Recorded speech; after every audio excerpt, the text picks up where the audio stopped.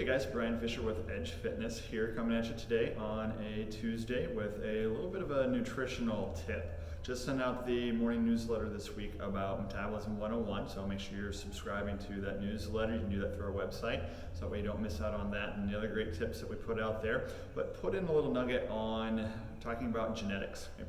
Genetics, our genes, our parents, can we blame them for how we look? A lot of people want to say yes because it's an easy, well, for lack of a better term, excuse. I like saying that failures have excuses.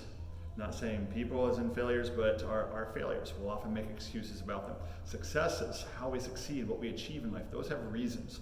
It's a mind shift again, okay? Playing that mindset game of how you think about it, flipping the script, taking some ownership of that and saying, our genetics may predispose us, but they do not determine us. And we can always do something with what we have. And we may not be able to go as far as some people in certain areas, but we can always do a little bit better. Okay? Always within reason, but we have to let go of the idea that how we look in our genes is because of our. How we look in our genes is mostly due to whether we're sitting on the couch in those genes or we're getting up moving around, or what we're putting into our mouth, what we're actually doing, the choices that we make. So with our nutrition, our metabolism, if we're not doing the things to stoke that fire a little bit, where we're trying to boost up with eating enough protein, starting right away in the morning with some breakfast, getting our good hydration, lifting the weights, getting good movement in throughout the day, so we can try to components, and talked about those three components of metabolism in there. And just real quickly, our metabolism is, I've got a Whoop fitness tracker, a lot of us use those. When we look at our calorie count at the end of the day, that's made up of three different things. Our basal metabolic rate, and that's the biggest chunk, it's about 60 to 70%.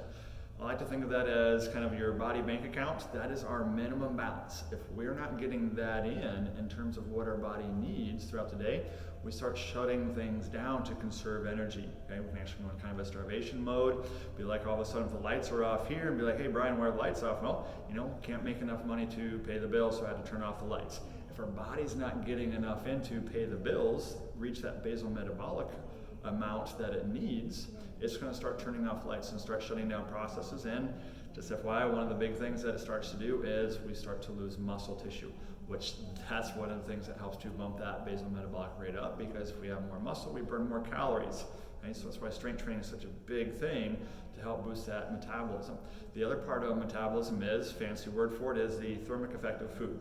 That basically means every time we eat something, we're burning calories to process it, digest it, absorb it, metabolize it, all that good stuff that our body knows what to do with.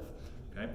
Don't try and get caught up in, hey, maybe if I eat carrots, it takes more energy to digest those than I actually get in terms of calories, so let's eat carrots.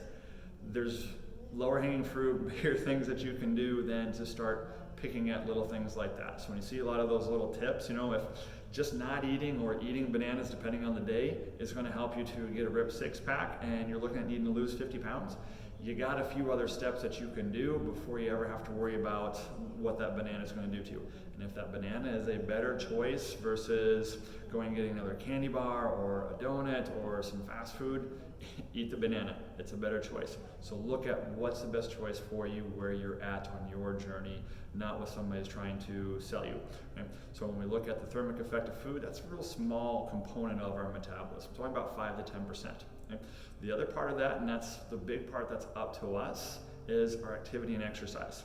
If we're sitting on the couch, we're sitting behind a desk, if we're playing video games, Netflix and chill, all that good stuff that it's nice to do every once in a while, we have to do, that's not getting the most out of that. That's the most variable part of that equation. So when you look again at that tracker or whatever you're doing to count your calories at the end of the day, that's a small portion of it, but it's definitely a big part that you have some control over, because you choose how active you are throughout the day, how much you come into a place like your gym and exercise, work out, do your training, build some muscle by lifting weights, getting the cardio in, doing your stretching, doing all that good stuff that we do here to help us look, feel, move better, reach our goals. If we're not taking advantage of that, well, we're missing out a big part of that caloric burn throughout the day. Okay? Obviously, nutrition is more than just calories. There's a lot of argument on that, and that can be another post. But for here, those are the three components of our metabolism. That basal metabolic rate, the thermic effect of food each time we eat, and our activity and exercise. We control most of that activity and exercise. It's up to us how much we sit or how much we move, and we can really tweak that one to work in our favor. So that way, as we keep going, making those choices to be the person that we want to be, to look and feel how we want to feel, we can get past that excuse, that argument of, it's all in my genes, it's my genetics, I can't do anything about it. You can always do something. You can always do something to be a little bit better. Again, you may not be able to go as far as some people, but we're all blessed with different gifts and talents and abilities. We just have to find a way to use those. And again, that's part of that greater purpose of fitness, our mental, physical, spiritual ability to do the things that we want and need to do in life. Nutrition is a big part of that, so nutrition also has a greater purpose to help us realize what we can get out of our life and what we can give with our life. So hopefully this is a good, helpful talk for you guys on some metabolism and kind of getting past the excuse of it's my genetics. You can always do something about it. So your genetics will predispose you, but they're not going to determine you. You determine your choices, and your choices are going to make up who you are and what you become. So don't forget to subscribe and share the videos here and to our YouTube channel, so that way you and everyone else can kind of keep up on these hopefully great tips that we're sharing. If there's other things you guys want to hear about, let us know. We'd love to hear from you. Have a great day.